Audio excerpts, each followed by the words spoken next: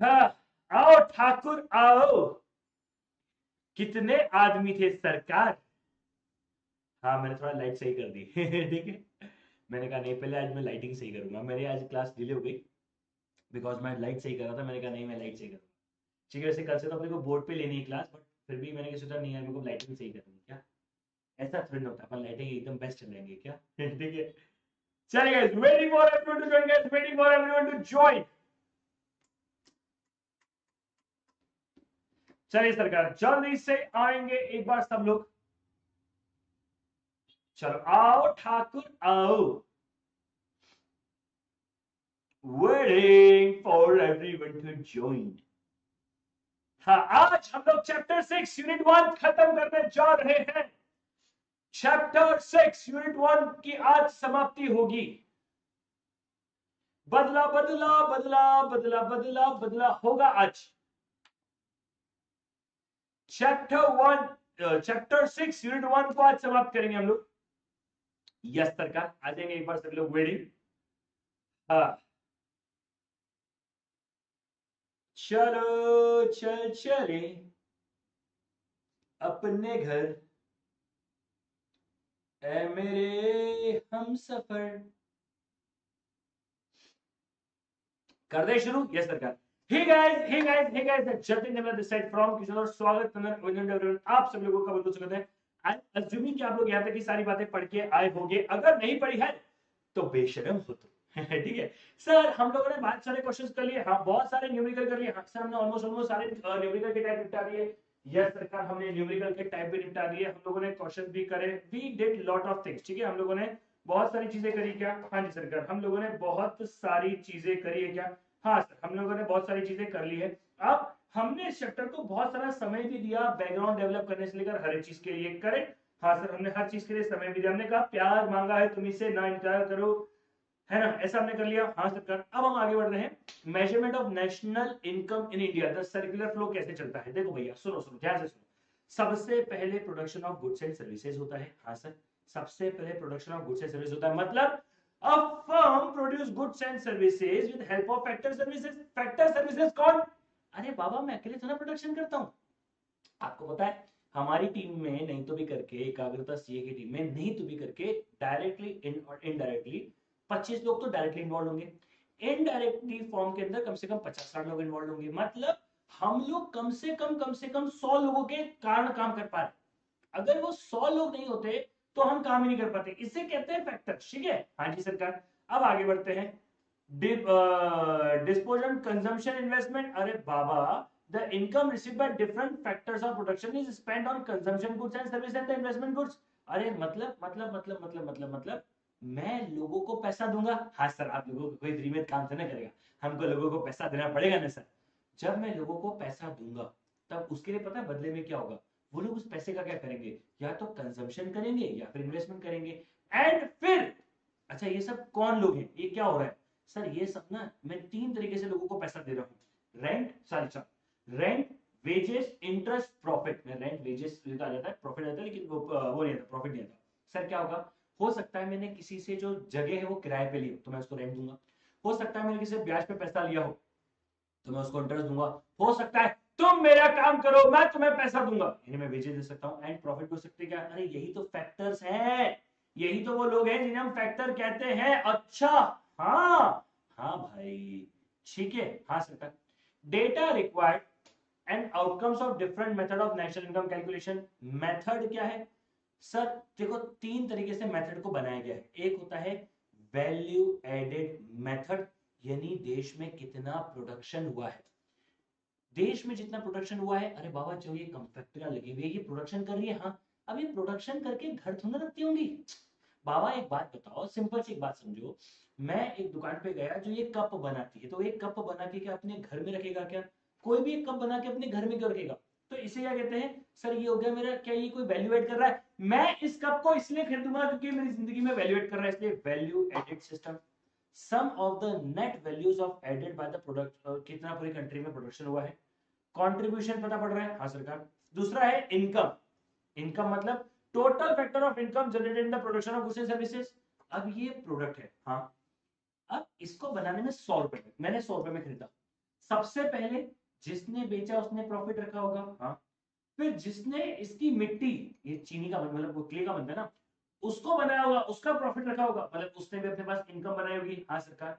तो भैया ये क्या हो गया, ये हो गया किस किसने कितना कितना पैसा कमाया। सबसे पहला होता है कितना माल बनाया, दूसरा होता है कितना पैसा कमाया। अरे पैसा तो तभी कमाओगे जब कोई खर्चा करेगा। इसीलिए एक और मेथड होती है जिसे कहते हैं एक्सपेंडिचर मेथड, यानी sum of expenditure of the three pending units in the economy, flow of consumption and investment expenditure. मतलब सर आप अगर प्रोडक्शन करोगे, यानी अगर आप खर्चा करोगे, अगर आप एक्सपेंडिचर करोगे, तो क्या वो भी इंपॉर्टेंट है? हाँ। अरे यार एक बात कॉमन सेंस सोचो ना, अगर कोई वो कर ही नहीं रहा है, अगर कोई खर्चा ही नहीं कर रहा है, तो किसी की इनकम होगी क्या? नहीं। कुछ भी होगा क्या? नहीं। तो आप जो है ना सरकार, आप जो है ना सरकार, किसी के खर्चे से पता लगा सकते हो? हाँ सर खर्चे से पता लगा सकते हैं। क्या आप किसी के इनकम से पता लगा सकते हो? हाँ। क्या आप किसी के प्रोडक्शन से पता लगा सकते हो? हाँ। तीनों से ही हम नेशनल इनकम को जो है वो कैलकुलेट कर सकते हैं। सर नोट्स कहां मिलेंगे? टेलीग्राम पर मैं डाल दूंगा। ठीक है। वैल्यू एडेड मेथड और प्रोडक्ट मेथड क्या होता है? The sum of total net value added at a factor cost. ठीक है। Across all producing units in economy, the value-added method measures the contribution of each producing enterprises in the domestic. अरे sir छोड़ो छोड़ो, इतनी बात नहीं करते, ठीक है? क्या प्रोडक्शन हो रहा है? हाँ सरकार। स्टेप कैसी है समझते इसको। Step 1, identifying the producing enterprises, कौन कौन प्रोडक्शन कर रहा है, and classifying them into different sectors according to the nature of their activities. कि भैया अच्छा तुम भी प्रोडक्शन कर रहे हो, अरे तुम भी प्रोडक्शन कर रहे हो, नहीं नहीं तुम सर्विस कर रहे हो, तो कितने लोग प्रोडक्शन कर रहे हैं, कितने लोग सर्विस कर रहे हैं। अब सर्विस भी कौन सी service? Banking sector, transportation, education, IT services. Service भी कई प्रकार की होती है, हाँ सर हाँ सर हाँ सर। जैसे प्राइमरी, सेकेंडरी एंड टर्शियरी। क्या ये भी तीन सेक्टर में डिवाइड करते हैं? हाँ करेक्ट, हाँ सरकार। This sectors are further divided into sub sectors, each sector is further. मतलब देखो भैया बहुत सारे सेक्टर है, हाँ। अरे सर्विस, जिसने भी समझाया एक मिनट पहले, सर्विस सेक्टर का मतलब क्या होता है? सर्विस सेक्टर के भी नीचे तीन चार चीजें होती है। अरे भैया तुम कौन सी सर्विस में हो? तुम आईटी सर्विस में हो, आईटी सर्विस तो कौन सी सर्विस? एजुकेशन सर्विस तो कौन सी एजुकेशन सर्विस? इतना घुस के समझना पड़ता है। ठीक है, हाँ sir. What is step 2? Estimating the gross value added, GVA निकाल रहे हैं, हाँ सरकार, by each producing. Sir this is the same as GDP. अच्छा तो GVA at MP is nothing but GDP at MP. Correct. Gross value added या gross domestic production एक ही तो बात है। आपने कितनी वैल्यू एड करी है, यानी कितना प्रोडक्शन किया है, और जीडीपी के अंदर भी तो वही आता है। तो सर फिर अपन अलग अलग क्यों पढ़ रहे हैं? क्योंकि ये भी एक मेथड को अपन दिखा रहे हैं कि यार देखो हम ना वैल्यू आप कितनी ऐड कर रहे हो, कितना वो कर रहे हो, उसके हिसाब से कैलकुलेट कर रहे हैं। ठीक है सरकार। स्टेप 3 क्या है? Estimation of national income for which individual unit net added is found. ठीक है, अब यहाँ पे फॉर्मूला पढ़ते हैं। सर जीवीए का फॉर्मूला क्या है? जीवीए इज इक्वल टू, अभी क्वेश्चन करवाऊंगा, दो न्यूमेरिकल क्वेश्चन अभी अभी वो करना है, ठीक है? Value of output minus intermediate consumption. अच्छा एक बात याद करो, जब मैं आपको पहले दिन जीडीपी समझा रहा था, तब मैंने उस दिन भी ये कहा था। देखो मैं आपको समझाता हूँ, जीडीपी हमने पढ़ा था मॉनेटरी वैल्यू होना चाहिए, प्रोडक्शन एंड सर्विसेज होना चाहिए। यहाँ पे हम डायरेक्ट बोल रहे हैं कितने रुपए का माल बनाया। अरे जिसकी कोई कीमत नहीं उसकी हम बात भी नहीं करेंगे।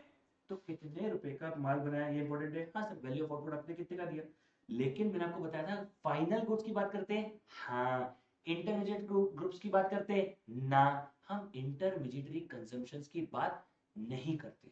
ठीक है, हम इंटरमीडिएटरी कंजम्पशन की बात नहीं करते। ठीक है, यस सरकार, हाँ जी सरकार। बहुत सिंपल सी बात है, क्या बहुत सिंपल सी बात है, इसमें कोई दिमाग लगाने वाली बात है? नहीं नहीं नहीं। क्या हाँ या ना? हाँ।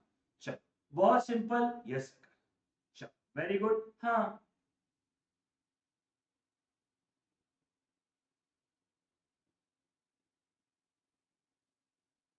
ठीक है, यस सरकार।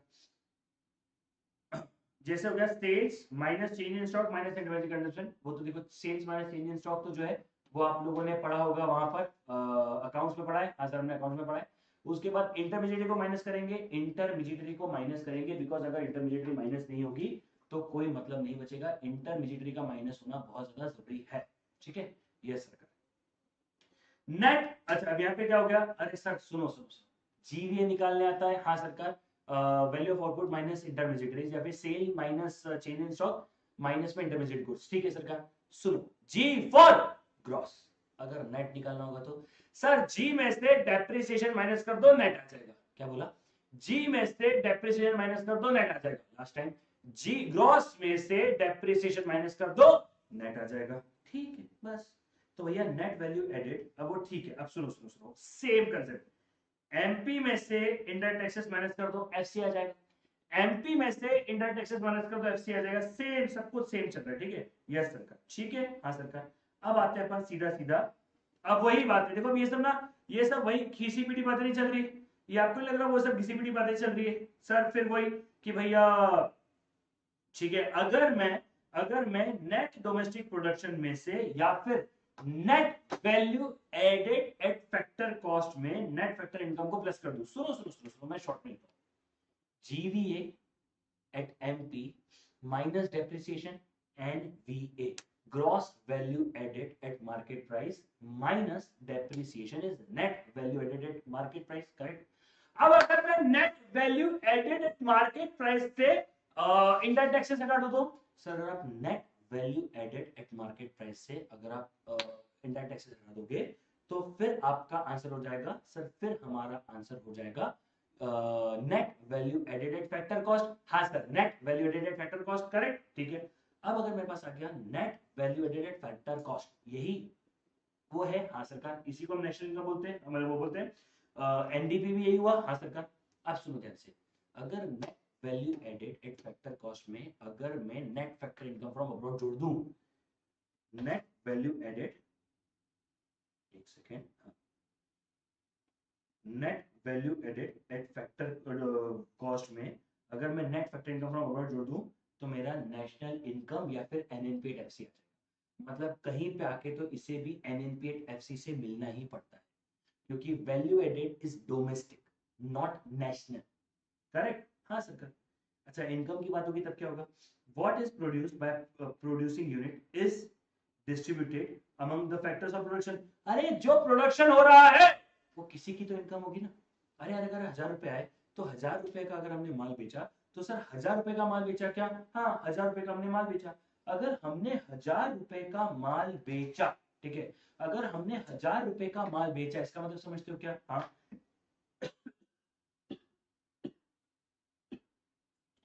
तो भैया किसी के लिए तो इनकम जनरेट हुआ होगा। हाँ, अरे रेवेन्यू है, मुझे पता है, लेकिन यहाँ पर हम लोग बोल रहे हैं, ठीक है। तो सर फिर हम एनएनपीएट एफसी या फिर नेशनल इनकम कैसे निकालेंगे? Same formula, compensation of employees, ठीक है भैया, compensation of employees plus operating surplus rent interest profit, ठीक है, mixed income of self employed and net factor income from abroad. क्या यही फॉर्मूले हम पढ़ के आए क्या? यही फॉर्मूले हम पढ़ के निकले और यही फॉर्मूले हम पढ़ के आए हैं। Same same but different, no money no hurry, ठीक है सरकार। Only income earn by primary factors of production, ठीक है, ओनली इनकम अर्न बाय, ठीक है, आइए सरकार, only income earn by owners of the primary factors of production are included in national income. Sir जो लोग कमा रहे हैं क्या वही इसके अंदर काउंट होगा? हाँ, क्या बहुत सिंपल सी बात है। हाँ सर, बहुत सिंपल सी बात है। दस while wages of laborers will be included, pension of retired worker will be excluded। अबे तुम कमा नहीं रहे हो बे सर, लेकिन उन्होंने कमाया तो है। अरे सब मान लिया भाई, मैंने सब मान लिया, लेकिन वो फिर भी डायरेक्ट कमाई नहीं हुई ना, मतलब वो तो पैसा आया ना। हाँ सरकार, compensation of employees included apart from wages and salaries and bonus dares allowance commission employees contribution of provident fund and included values of compensation in kind. हाँ सरकार, बाकी सब चीजें उसमें आ जाती है। Non labour income includes rent, actual पे, royalty, interest, ये सब इंक्लूडेड है। हाँ सरकार। डिविडेंड, अनडिस्ट्रीब्यूटेड प्रॉफिट, ये सब जो है हमारे उसके अंदर नहीं आएगा, ठीक है। While using income method, capital gains, windfall profit, transfer on income, income from sale of second-hand goods, financial assets, payments और postings are not included, ठीक है। हाँ सरकार, कोई कैपिटल गेन्स ये सब यहाँ पे नहीं मानते। हमारी सरकार इसके ऊपर टैक्स बिल्कुल लेती है, इसके ऊपर कोई सवाल नहीं, ठीक है। हमारी सरकार को यहाँ पर कोई शांति नहीं, ठीक है। हमारी सरकार को हर जगह पैसा चाहिए, I mean, हमारी भी, ठीक है। फोकट में गलत हो जाएगा, ठीक है, इसीलिए गलत हो जाएगा, ठीक है, इसलिए मैं ऐसा नहीं बोलता कि हमारी सरकार, but just try to hear me out, ठीक है। हाँ यार, वरना ऐसा हो जाएगा, अरे सर आप हमारी सरकार के बारे में ऐसा क्या कह रहे हो, हमारी सरकार, अरे बेटा आपकी और मेरी सरकार एक ही है, भूलना मत, ठीक है। Note, interest paid by government on public debt, interest on composition of loans, interest paid by the firms are excluded, government का भी पैसे डायरेक्ट इंक्लूड नहीं होता है। तो प्रॉफिट का मतलब क्या है, corporate tax, dividend retain and earning, ठीक है। हाँ सरकार। तो सर ये एक्सपेंडिचर मेथड क्या कहती है, अब कॉमन सेंस है यार, मुझे सिर्फ एक सेकंड दो, मैं सिर्फ एक सेकंड में, मुझे सिर्फ एक मिनट दो, आई एम रियली सॉरी, सिर्फ एक मिनट के अंदर।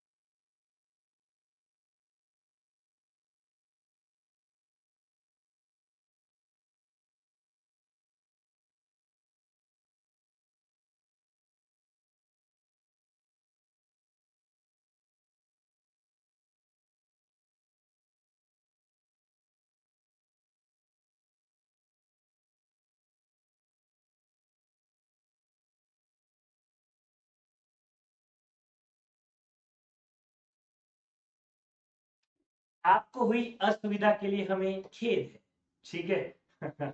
चलो ओके सरकार, तो हमने इनकम मेथड पढ़ ली, हाँ, हमने वैल्यूएटेड मेथड पढ़ ली, हाँ। अबे गधो आंखें तो सेम ही है ना, जीडीपी एट एमपी मतलब फाइनल एक्सपेंडिचर, कौन कितना खर्चा कर रहा है। अरे बाबा, तुमने 1,000 रुपए खर्चा किया, हमने 1,000 रुपए खर्चा किया, अगर हम सब लोगों ने जो खर्चा किया है, क्या वो सब भी इसी का पार्ट है। ये देखो, अभी इसके बाद हम लोग को न्यूमेरिकल क्वेश्चंस करने हैं, मैं जानबूझ के बता रहा हूँ, हमको न्यूमेरिकल क्वेश्चंस करने हैं, ठीक है। चलो ठीक है, हाँ सरकार। तो भैया एक्सपेंडिचर इंपॉर्टेंट है, हाँ। तो भैया एक्सपेंडिचर मेथड का मतलब क्या है, कंजम्पशन प्लस गवर्नमेंट का जो भी है, प्लस जो भी आपका इंपोर्ट एक्सपोर्ट हो रहा है, यानी इन शॉर्ट अगर किया जाए तो भैया GDP at MP plus net factor income from abroad आ जाएगा, हाँ। सेम वही बातें, अगर मैं एमपी में से नेट इनडायरेक्ट टैक्सेस हटा दूंगा तो एफसी आ जाएगा, जी में से डेप्रिसिएशन हटा दूंगा तो नेट आ जाएगा। प्रभु ये कितनी बार ही बताऊंगा मैं, थक गया अब तो बताते बताते, ठीक है। हाँ सर, फाइनल कंजम्पशन एक्सपेंडिचर कैसा होता है, आइए उसके ऊपर आखिरी में बात कर लेते हैं, क्योंकि आज ये यूनिट खत्म, कल से हम चालू करेंगे unit 2।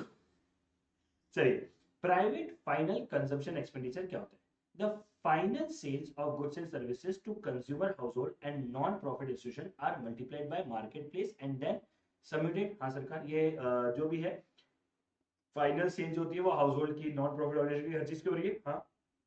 House hold land and residential buildings are not part. देखो यार, कोई अगर जमीन या घर खरीद रहा है तो उसे हम यहाँ पर काउंट नहीं करते, क्योंकि देखो यार क्या होता है, वो आपकी मतलब देखो, पहली बात तो वो पार्ट है, लेकिन अगर मैंने 1 करोड़ रुपए की जमीन बेची तो उसके लिए मैंने 1 करोड़ रुपए का प्रोडक्शन थोड़ा ना किया, जमीन तो थी ना, घर तो था ना, वो 4 बार भी बिक सकता है ना। ऐसा तो जैसे फॉर एग्जांपल दूध वो मैंने खरीदा और पी लिया, तो कंज्यूम हो गया, घर तो मैं वापस से बेच सकता हूँ ना, ठीक है। गवर्नमेंट फाइनल कंजम्पशन में क्या माना जाता है, government service like defence, education, health care are not market based, so their value can only be determined by, देखो अब सुनो सुनो सुनो सुनो, कुछ कुछ चीजें मार्केट बेस्ड निकाल सकते हैं कि मार्केट में कितने रुपए का दूध बिका, कितने रुपए की शक्कर बिकी, कितने रुपए का क्या बिका। अब सरकार तो नहीं बताती होगी ना कि मैंने आज 100 रुपए का दूध खरीदा है, मैंने आज 1,000 रुपए का ही खरीदा है, सरकार तो ऐसा नहीं बताती है, बट ऑब्वियसली बात है। तो जब सरकार ये सब चीजें नहीं बता रही तो फिर हम कैसे आइडेंटिफाई लगाते हैं, सर तब हम पता है कैसे आइडेंटिफाई लगाते हैं, सरकार का बजट कितना है, सरकार ने कहा था इस साल हम 1 करोड़ रुपए खर्चा कर देंगे, तो भैया जितना सरकार ने खर्चा किया उसको एक्सपेंडिचर मान के क्लोज कर देंगे, क्योंकि हमें पता तो लगाना पड़ेगा ना बाबा, ठीक है। हाँ सरकार। Gross domestic fixed capital formation, gross investment is a portion of countries total expenditure that is not consumed. भैया ग्रॉस जो आपके फिक्स कैपिटल फॉर्मेशन है, ये सब भी यहाँ पर हम लोग काउंट नहीं करते हैं। ग्रॉस डोमेस्टिक कैपिटल फॉर्मेशन क्या होता है, estimating the GV at MP by each producing enterprises, this is called, this is same as GDP MP, 10 बार पढ़ चुका हूँ। Gross investment encompass final expenditure on machinery, equipment, construction, inventories, acquisition, valuable like jewelleries, art, reflecting stock, ये सब जो चीज होती है ये हमारे लिए कैपिटल फॉर्मेशन के रूप होते हैं। तो कैपिटल फॉर्मेशन क्या होता है, मतलब एक बार वो चीज बने तो हम बार बार उसको यूज कर सकते हैं। फॉर एग्जाम्पल मैं बिल्डिंग बनाकर एक बार उसको कंज्यूम नहीं करूंगा, ये सब कैपिटल गुड्स है। कैपिटल गुड्स मतलब मैं उसे मल्टीपल टाइम यूज कर सकता हूँ for the production. Net exports क्या होता है भैया, इंपोर्ट माइनस एक्सपोर्ट मतलब आप बोल सकते हैं एक्सपोर्ट माइनस इंपोर्ट। भाई 100 रुपए का माल बेचा, ठीक है, और 120 रुपए का माल खरीदा, तो हमारा नेट एक्सपोर्ट -20। 50 रुपए का माल बेचा और 20 रुपए का माल खरीदा, तो हमारा नेट एक्सपोर्ट 30 रुपए का, यानी हमने 30 रुपए का नेट माल बाहर बेचा है। ठीक है, अब देखो इंडिया के अंदर मैं आपको ऐसे ही शॉर्ट में बता देता हूँ, इतना इतना डीप में नहीं जाऊंगा, ठीक है, इतना डीप में जाने की जरूरत नहीं है। इंडिया के अंदर मैं आपको शॉर्ट में बता देता हूँ। तो गाइस इंडिया के अंदर जो है, पहली बात तो देखो स्टेट्स लेवल पे भी है, ठीक है, आपको पता होगा तो स्टेट लेवल पे भी है, एक होता है स्टेट डायरेक्टर्स इकोनॉमिक स्टैटिस्टिक्स। तो भैया इस तरह के बहुत सारे स्टैटिस्टिक्स के फॉर्मेशन बनाए गए हैं जहां से हम लोग डेटा कलेक्ट कर सकते हैं, जहां से हम लोग कर सकते हैं। पर मैं आपको दिल से एक बात बताऊं, इंडिया के केस में आप कभी भी 100% सही जीडीपी आइडेंटिफाई कर ही नहीं सकते। मतलब ज्यादा दूर की बात नहीं करूंगा, अभी धारावी को तोड़ के एक बिल्डिंग बनाने की बात चल रही है, ठीक है, जिसका काम अड्डानी को मिला है, अड्डानी ग्रुप को मिला है। तो धारावी के अंदर वो बिल्डिंग को तोड़ के मतलब वो जो भी है उसको तोड़कर बिल्डिंग बनाने की बात चल रही है, करेक्ट सर। वहां पर अपने आप में बहुत सारी इंडस्ट्रीज चलती है धारावी के अंदर, बहुत सारी इंडस्ट्री चलती है धारावी के अंदर। अब उसके बारे में शायद मुझे लगता है कि उतना ज्यादा रिकॉर्ड्स में डेटा भी नहीं होगा। अरे भाई मैं मेरे घर से अगर बिस्किट्स बना के बेचने लग जाऊं, किसी को पता भी नहीं पड़ेगा। सर लेकिन तो करो, आप रॉ मटेरियल तो परचेज करोगे, करेक्ट, थोड़ा बहुत आप पता लगा सकते हो, एक्यूरेसी में मैंने कितना उसमें प्रॉफिट कमाया आपको पता नहीं लगा पाओगे। गवर्नमेंट के हिसाब से, जीएसटी डिपार्टमेंट के हिसाब से क्या होता है कि भैया 40 लाख से ऊपर का आपको अगर आप टर्नओवर कर रहे हो तो आपको जीएसटी भरना है। अरे भाई यहाँ पे लोग चार चार अकाउंट खोल देते, मेरे घर में 4 लोग हैं, मैं 4 अकाउंट खोल दूंगा। अब मैं 30-30 लाख का 4 अकाउंट में कर लूंगा, 1 करोड़ 20 लाख रुपए का मेरा टर्नओवर हो गया, गवर्नमेंट के हिसाब से तो धंधा ही नहीं हुआ।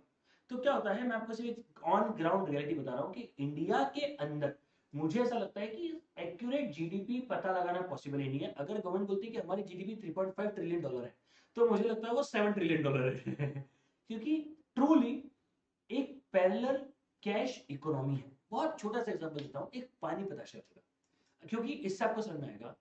एक आदमी खेत से आलू लेके निकला, उसने बेच दिया मंडी में जाके, कोई रिकॉर्ड नहीं हुआ। एक छोटे से घर में दुकान, मतलब एक छोटे से घर में उन्होंने तेल गरम करके जो है पताशे बनाना चालू कर दिया और बेचना चालू कर दिया पताशे की दुकान पे। अब एक पानी पताशे की ठेला लगाने वाला आदमी है, उसने आलू खरीदा, ठीक है, मिर्ची खरीदी, ये सब चीजें खरीदी, और घर से पानी लेकर पानी पताशे बना के बेचने लग गया। सुनो, उसने जिससे पताशे खरीदे उसका कोई हिसाब ही नहीं है, जिस ठेले की दुकान से उसने आलू खरीदे उसका कोई हिसाब ही नहीं, जिस लोकल दुकान से जाके उसने बाकी ये मान लो अगर कुछ खरीदा होगा, ठीक है, कोई मसाला वसाला, उसका भी कोई हिसाब ही नहीं है। तो बाबा ऐसी पैरेलल इकोनॉमी चल रही है हमारे देश में, जिसके बारे में सरकार को पता ही नहीं कि ये लोग प्रोडक्शन का पार्ट है, लेकिन वो प्रोडक्शन तो कर रहे ना। So they should come under the GDP, gross domestic production. Domestic है, प्रोडक्शन में नहीं है तो भैया डोमेस्टिक तो है, प्रोडक्शन में कहीं से कहीं तक भी नहीं है। अब सर ये अच्छी बात है कि बुरी बात है, देखो ये सब्जेक्टिव। अगर हम कभी कभी सोचते हैं कि हम एज अ पावरफुल इकोनॉमी अपने आप को रिलेट करना चाहते हैं, तो ये नेगेटिव बात लगती है, ठीक है। अगर हम पावरफुल तरीके से दिखाना चाहते हैं तो मुझे ये बात नेगेटिव लगती है कि यार हमें एज अ पावरफुल तो यार हमारी इकोनॉमी दिखानी चाहिए। लेकिन फिर एक समय लगता है कि कोई बात नहीं ना, होना चाहिए ना। मैं आपको बताऊं, ये जो जितने स्टार्टअप्स है ना, इन लोगों के चक्कर में थोड़ा बहुत लीगल काम चल भी रहा है। जिस दिन हमारे देश से ये स्टार्टअप या लिस्टेड कंपनियां, बड़ी बड़ी कंपनियां चली गई ना, आपकी इकोनॉमी बहुत नीचे गिर जाएगी, ऑन ग्राउंड नहीं, पेपर पे। क्योंकि स्टार्टअप है, मैं आपको बताता हूँ, मैं आपको एक सिंपल सा बताता हूँ, कितने सारे ऐसे कोचिंग इंस्टीट्यूट हैं जो रेवेन्यू कर रहे हैं, लेकिन उनका कोई हिसाब ही नहीं कि रेवेन्यू भी कर रहे हैं। ठीक है, चल, डन है, हाँ सर। चलो अब एक क्वेश्चन करेंगे, सारे बच्चे में चाहूंगा सब लोग क्वेश्चन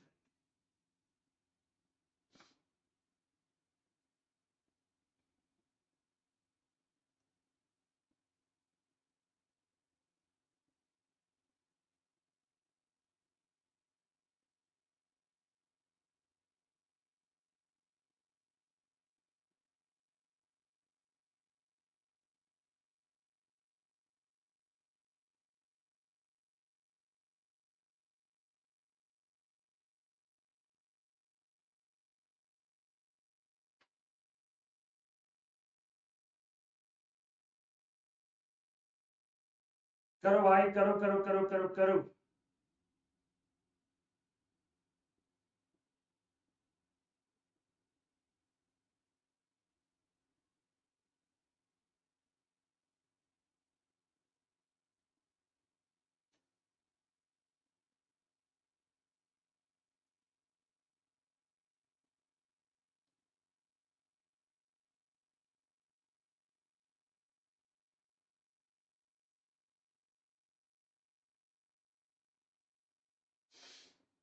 सॉल्व किया बेटा?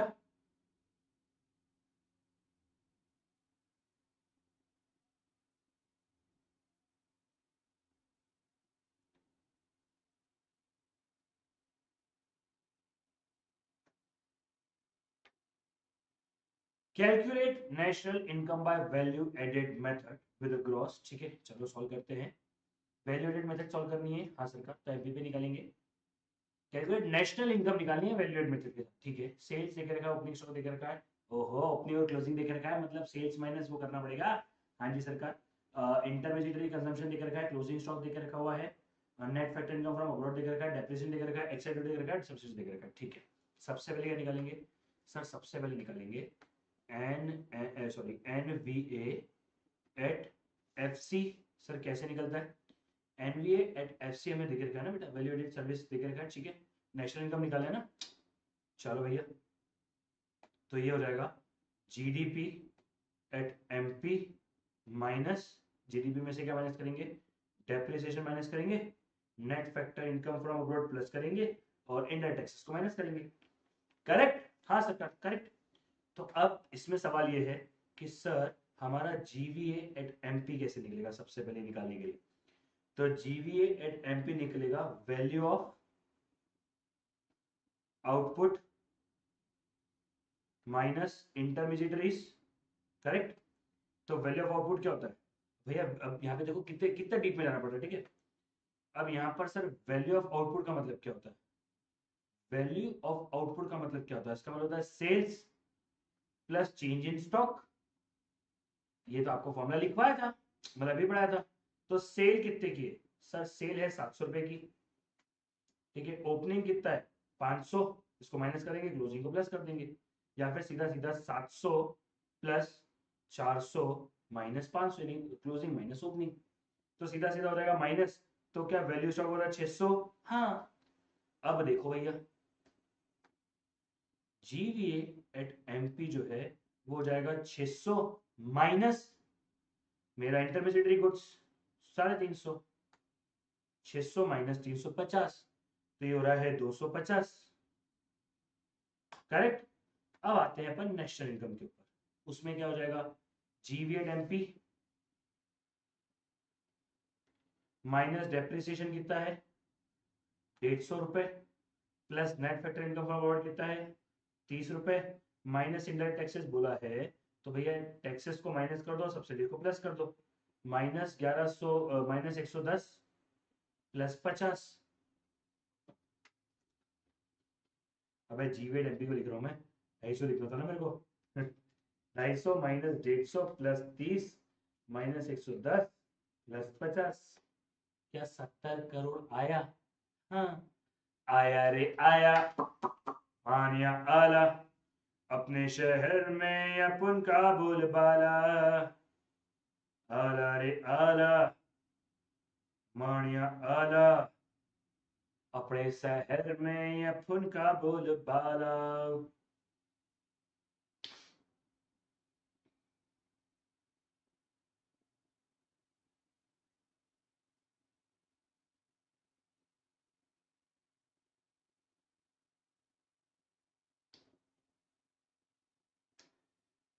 डन है?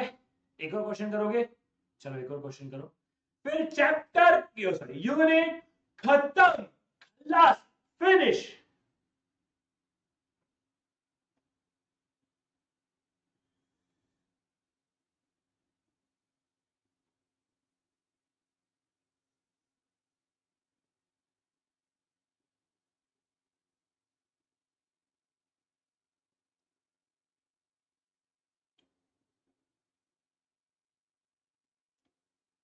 आला रे आला, माया अला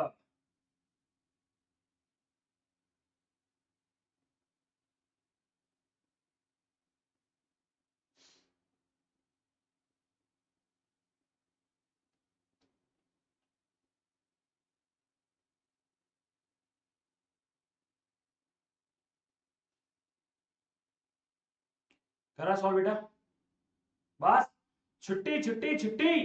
इसके बाद चैप्टर की छुट्टी, यूनिट की छुट्टी। चैप्टर क्यों निकल रहा है यार बार बार?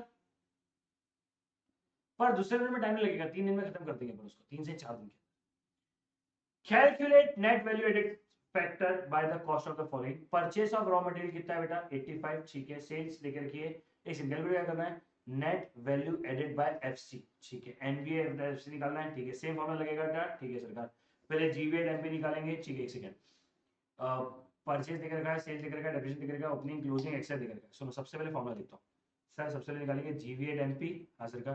क्या हो जाएगा? सेल्स प्लस, सेम क्वेश्चन है इसलिए लिख नहीं रहा हूं, चेंज इन स्टॉक माइनस वो इंटरमीडिएटरी गुड्स, इंटरमीडिएट कंजम्पशन। तो सेल कितने का बेटा? 450। इसमें क्या करेंगे बेटा? क्लोजिंग को करके ओपनिंग को माइनस, और इंटरमीडिएटरी गुड्स कितना हो रहा है? 200, ठीक है। तो 450 माइनस 10 माइनस, ठीक है। तो भैया 450 माइनस वो हो जाएगा। तो भैया चलो बोलो बोलो बोलो बोलो बोलो बोलो बोलो सर, 10 गया, हाँ, माइनस 200। मैंने कुछ गलत कर दिया था इसलिए मेरा गलत आ रहा था, ठीक है कोई बात नहीं। 240 करोड़ रुपए। हाँ, अब क्या एनवीए टाइम पे निकाल दे? सर निकाल देते हैं, आ जाओ। एनवी एनवीए एट एमपी कैसे निकलता है सर? जी से एन निकालना है, हाँ सर, जी से एन निकालना है, सिर्फ डेप्रीसिएशन को माइनस कर दो। तो भैया 240 माइनस डेप्रीसिएशन कितना है? 30। क्या 210 करोड़ आ गया क्या? सिंपल, ठीक है, सिंपल। अब आखिरी में आते हैं, एनवीए एट एफसी कुछ नहीं है, NVA at MP minus net indirect taxes. तो ये तो हो गया 210। अब भैया इसमें सब्सिडीज को प्लस करना है क्या? हाँ। और अपना एक्साइज ड्यूटी कितना है? 45 है ना? बस बस बस बस बस बस बस। तो 210 माइनस 45 प्लस 50, 180 करोड़ रुपए। खत्म, खल्लास, फिनिश। यूनिट 2 भी हमने खत्म कर दी, और सॉरी यूनिट 1 में हमने खत्म कर दी।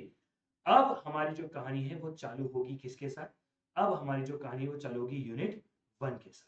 डन है? और यूनिट 2 के साथ, हाँ सर। आज के लिए इतना रखते हैं। I think that's it. Thank you so much student, bye bye, take care guys, मिलते हैं, चलो बाय बाय। कल मिलते हैं यूनिट 2 के साथ, ठीक है। हमारी यूनिट 1 यहाँ पे आके खत्म।